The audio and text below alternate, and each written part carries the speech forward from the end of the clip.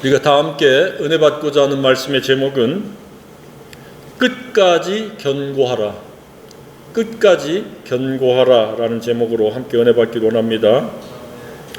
연초가 되면은 사람들이 작심을 합니다. 결심을 합니다.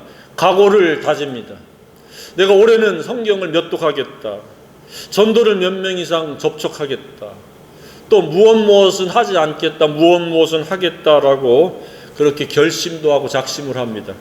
그런데 빠르게 이탈되어지고 그 결심이 무력화되는 경우가 허다합니다. 이미 벌써 그 자기가 결심한 그 결심이 이렇게 흐트러지고 후퇴한 사람들도 있을지 모르겠습니다. 그래서 생긴 말이 작심삼일이라는 말이 생겼습니다. 이 작심삼일이 왜 생기느냐? 가장 중요한 것은 자신의 의지의 결핍, 의지의 부족일 가능성이 높고, 두 번째는 게으름일 가능성이 매우 높습니다. 하나님을 경외하고 거룩과 경건에 이르는 것도 근면하지 않으면 이룰 수가 없습니다. 우선순위가 바로 세워지지 않으면 제대로 우리가 이룰 수가 없습니다. 세 번째는 환경과 주위 분위기에 휘둘리면은 결코 자기가 결심한 것, 작심한 것을 이룰 수가 없습니다. 아무도 환경과 주위의 분위기에 휘둘리지 않기를 주님의 이름으로 축복합니다.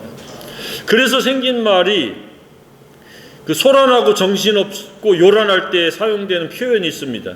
한때 회자되었었죠. 6.25 때 난리는 난리도 아니다. 이렇게 사람들이 난리 법석을 떨게 되면 사람들은 그 난리 법석에 의해 가지고 혼이 빼앗기고 생각이 그쪽으로 몰입이 되기 때문에 자기가 작심한 건 온데간데 없어지고 자기의 그 정체성도 잃어버릴 가능성이 매우 높아진다는 사실입니다. 이것도 결국은 사탄이 역사하는 미혹일 가능성이 높습니다. 앞으로 종말의 시작이 되었는데 이제는 우리가 정신을 차릴 수 없는 정치, 경제, 사회의 현상이 되어질 가능성이 매우 높습니다.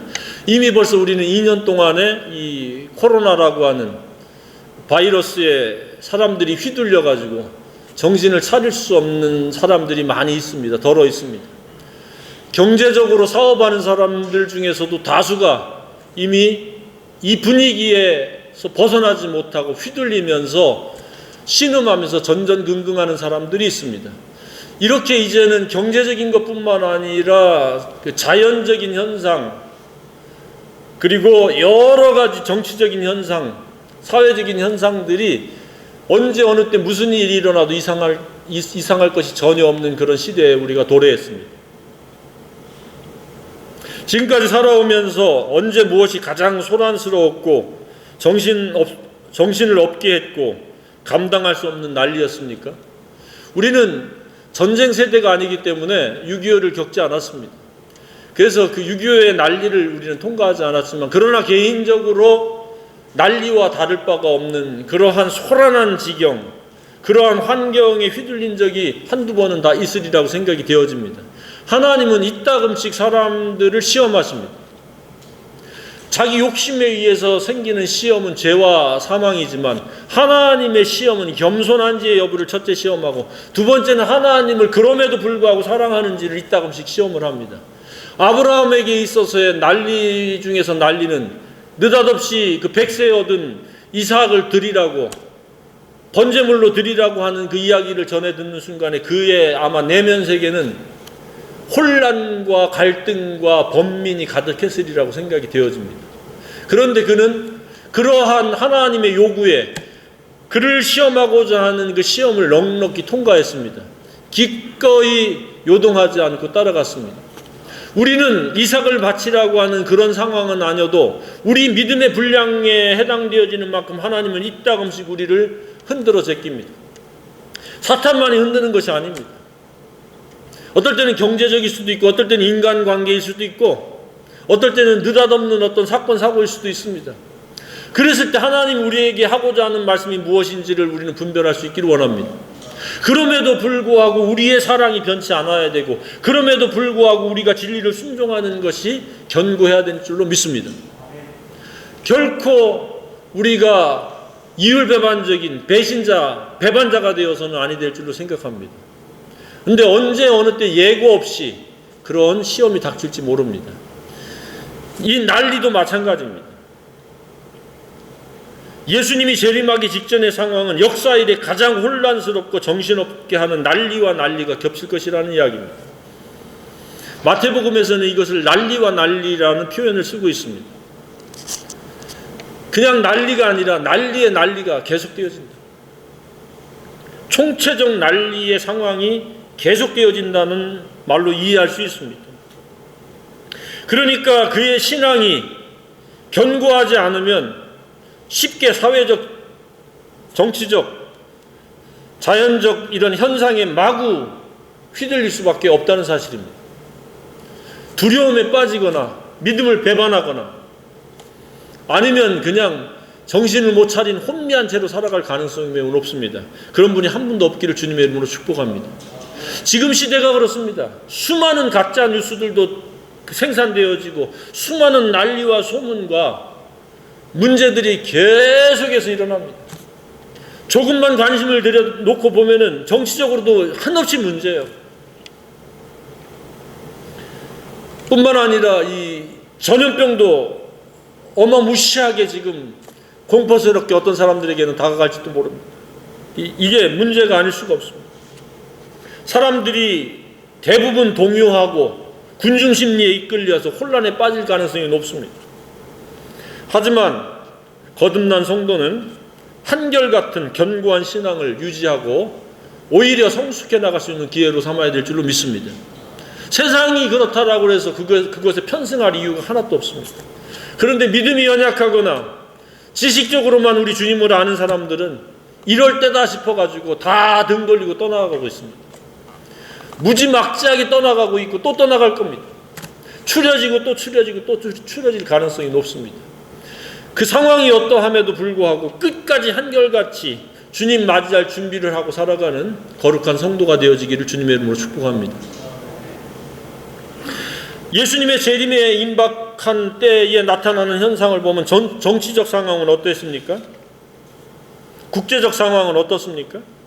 민족들이 서로 싸웁니다. 나라들이 전쟁을 하게 됩니다.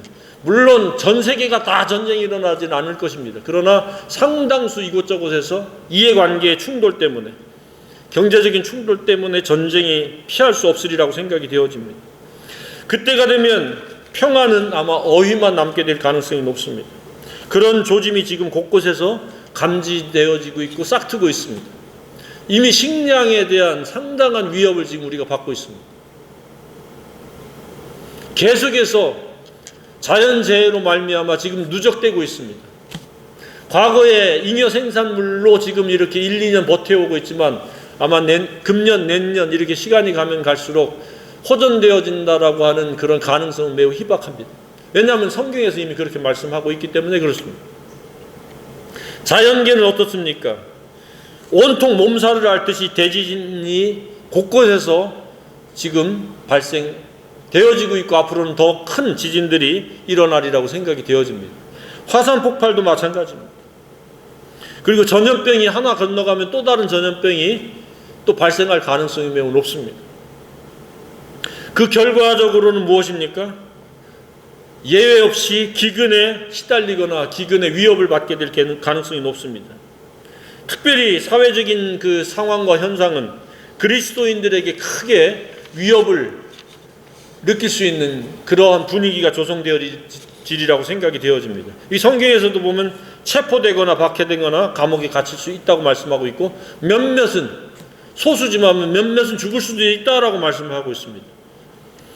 심지어 어떤 경우에는 부모 형제들이 그를 갖다 고발하는 그런 사례도 있을 수 있다고 지금 말씀하고 있습니다. 모든 사람에게 환영받지 못하는 존재, 모든 사람들에게 거부당하고 미움을 받을 수 있는 대상이 진정으로 거듭난 대상이 될 수 있습니다. 타협해가지고 세상으로 떠나면 잠시 동안에는 세상 사람들과 군중심리에 어울리고 편승할 수 있을지 모르지만 제대로 거룩하게 경건하게 살고자 하면 점점점 사람들로부터 미움을 받게 되고 사람들과 이제는 결별을 해야 될 때가 점점 다가오고 있습니다. 거룩한 사람이 거룩하지 않은 더러움과 하나 믹서될 수가 없기 때문에 그렇습니다. 물이 기름과 하나가 될 수 없는 것처럼 거룩한 사람이 거룩하지 아니하는 불의한 사람과 결코 멍해를 같이 할 수 없기 때문에 그렇습니다. 그럼에도 불구하고 우리는 복음의 능력 안에서 끝까지 포기하지 않고 복음으로 말미암아 거룩에 이르고 경건하게 살면서 그것을 공유할 수 있기를 우리는 소망하면서 기도해야 될 줄로 믿습니다. 왜냐하면 복음 바깥에 있는 사람이 너무 많습니다. 그때가 바로 이미 몇 년 전에 시작됐다고 그렇게 생각이 되어집니다. 시편에도 까닭없이 미움을 받고 부당하게 원수가 되어진다라고 그렇게 고백을 하고 있습니다.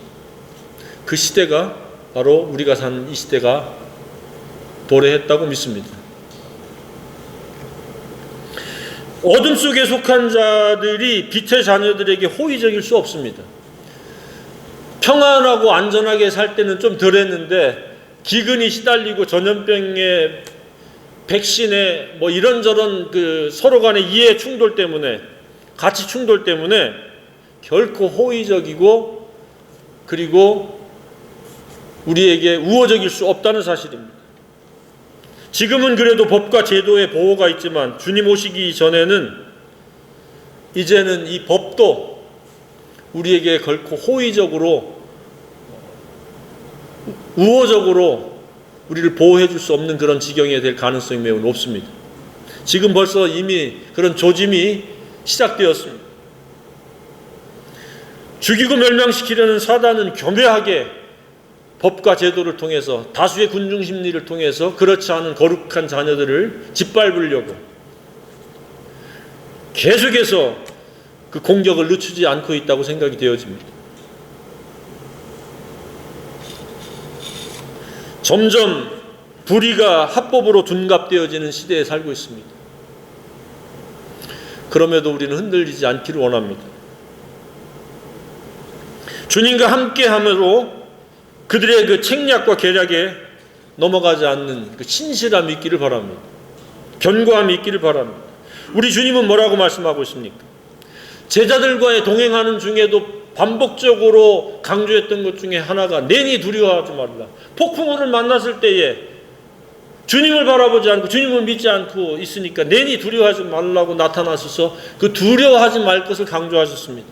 또 주님이 이제 십자가를 지고 부활하실 것을 예언하시면서 이렇게 미래를 갖다 말씀하시니까 제자들이 두려워서 어찌할 바를 모르니까 너희는 두려워하지 말라고 그랬습니다. 내가 너에게 평안을 끼치노니 곧 나의 평안을 너에게 주노라.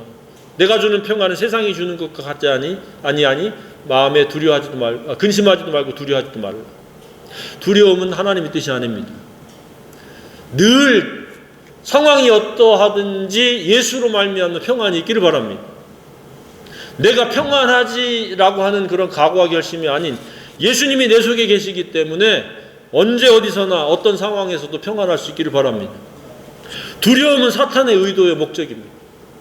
그래서 두려움이 밀려 들어오려고 그러면 예수 이름으로 명하노니 두려움만 물러갈지어다 선언하시기를 바랍니다.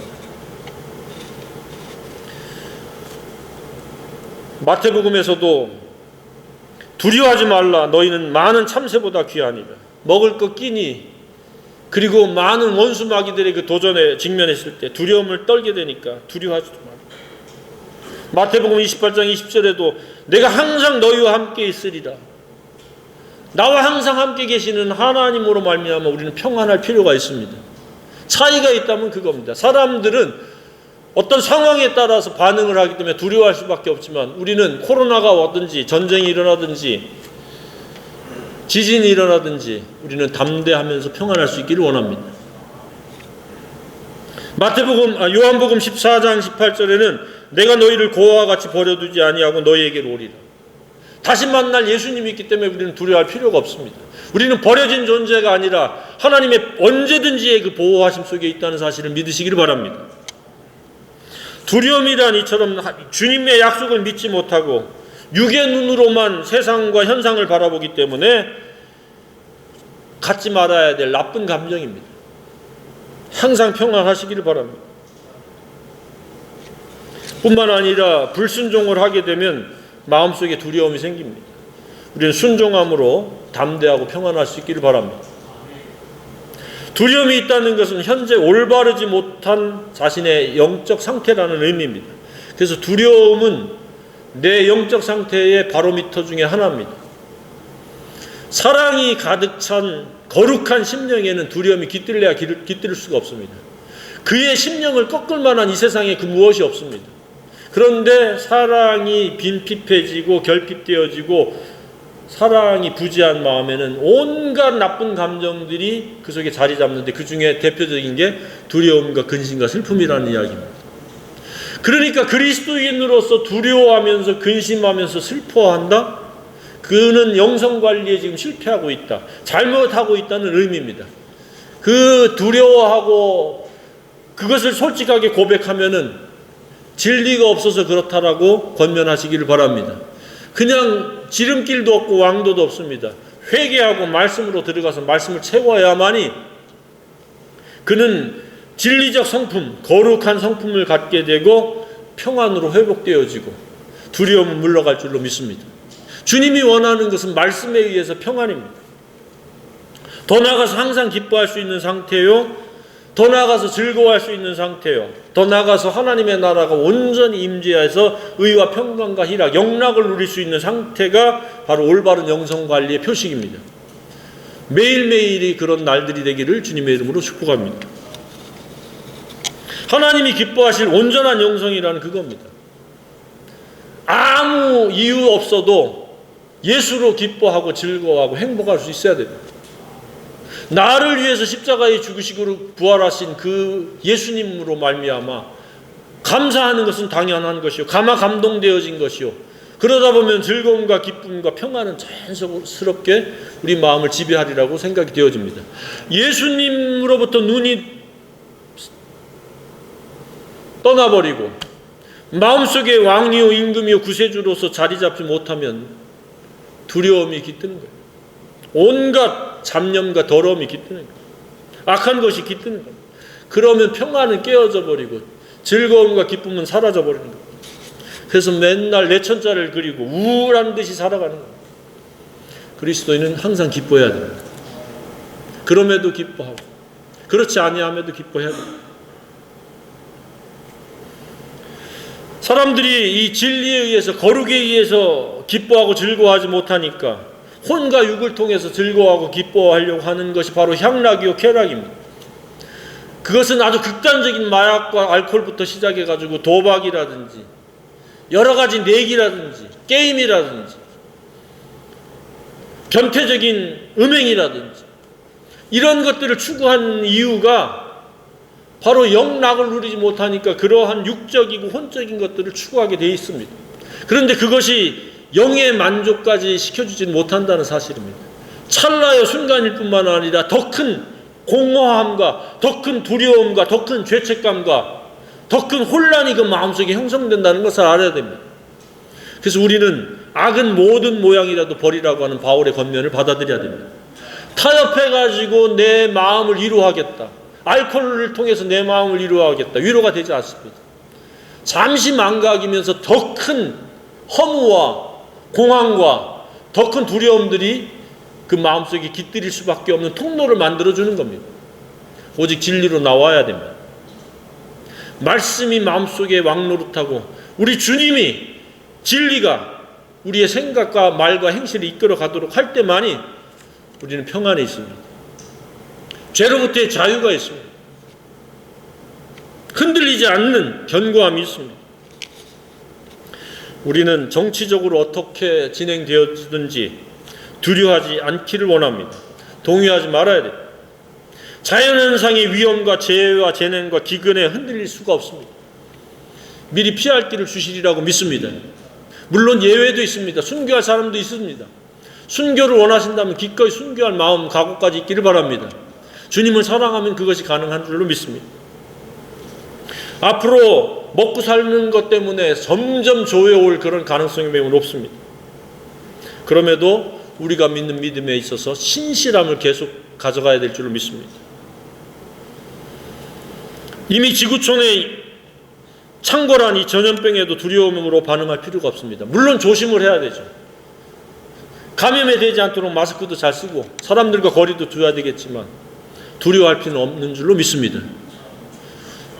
하나님께서 그 모든 바이러스를 우리를 뛰어넘게 우리를 보호하고 지켜주실 줄로 믿습니다. 하나님 경건한 자손의 죽음까지도 그 하나님은 바라보시면서 소중하게 생각하시는 하나님이신데 경건하게 살고자 하는 그의 자녀들, 특별한 자녀들을 하나님께서는 지키시고 보호하시리라고 믿습니다. 앞으로 사회적으로 직간접적인 그런 불이익과 박해가 따를 줄로 생각이 되어집니다. 가족과 이웃, 지인들에게 어쩌면 배반당하고 거부당하고 까닭없이 미움의 대상이요 부당한 원수가 된다 할지라도 조금도 흔들리지 않기를 바랍니다. 사탄은 전 영역에 걸쳐서 총체적으로 공격하며 우리가 신실함이 망가져지고 깨어지고 두려움에 빠져서 우왕좌왕하기를 원하고 있습니다. 그러나 우리는 한결같기를 원합니다. 꾸준하기를 원합니다.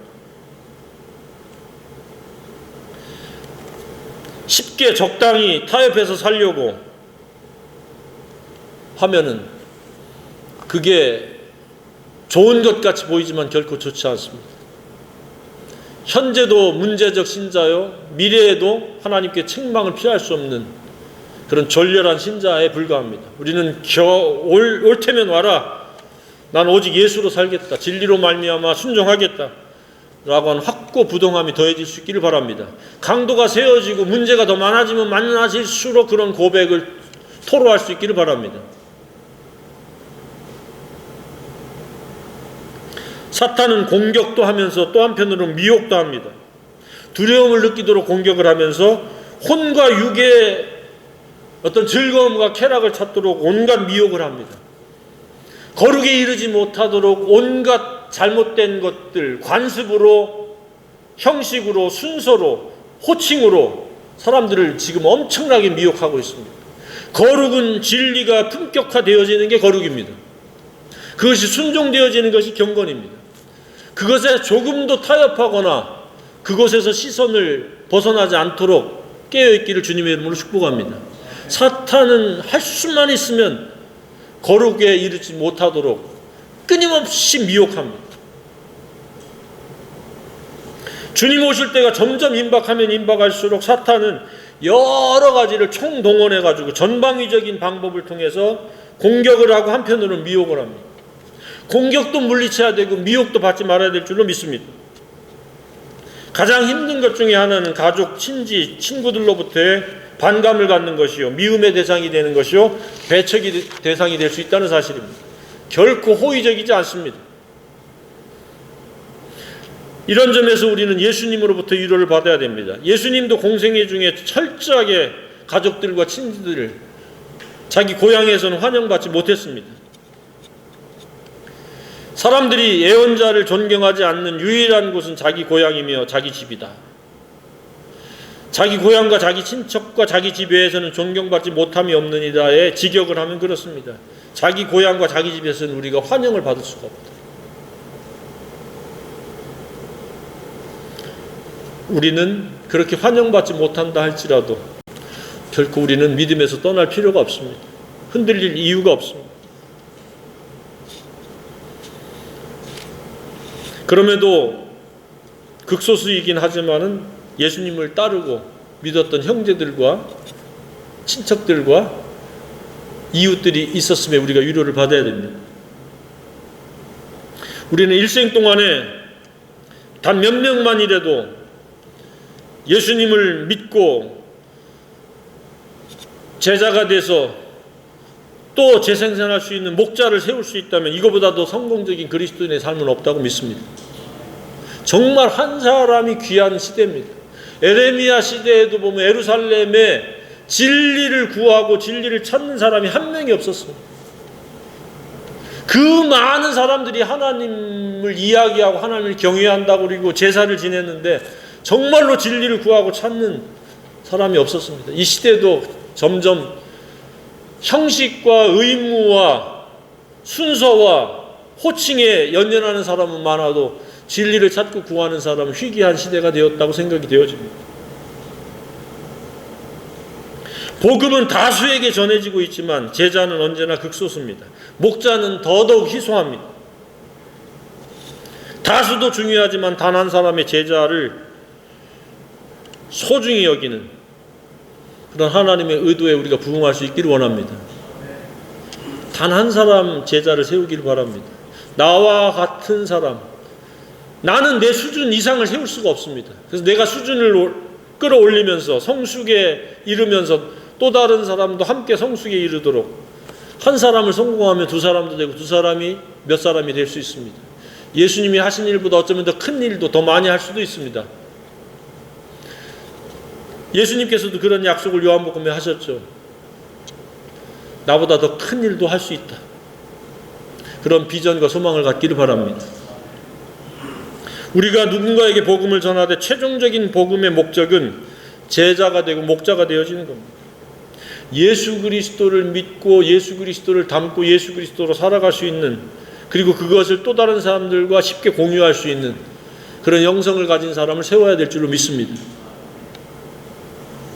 제자란 이처럼 신실함에 흔들림이 없는 사람입니다.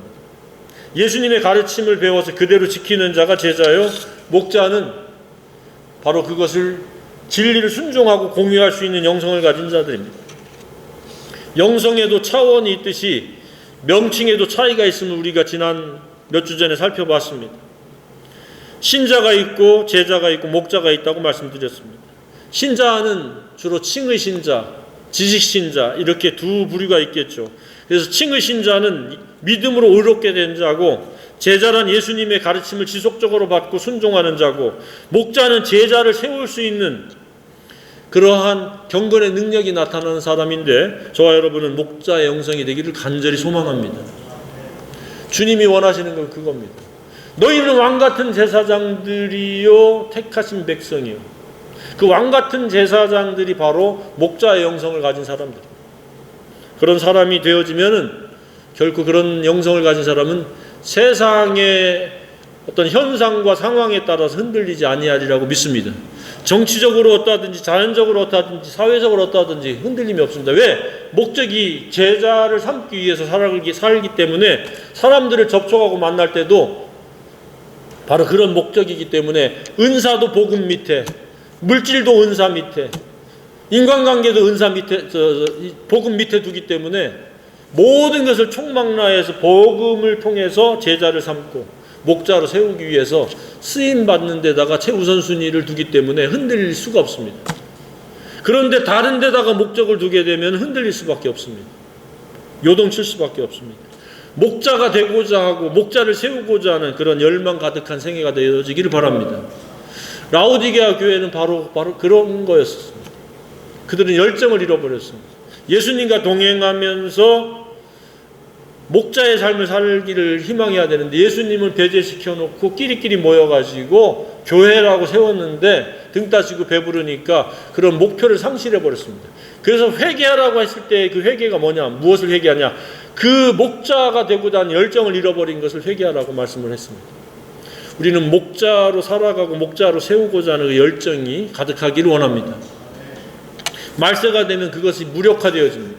희미해질 수 있고 그것이 퇴색될 수가 있습니다. 그러나 우리가 끝까지 목자의 영성이 되고자 하는 갈망과 목자로 세우고자 하는 이런 목표의식을 우리가 가져야 됩니다.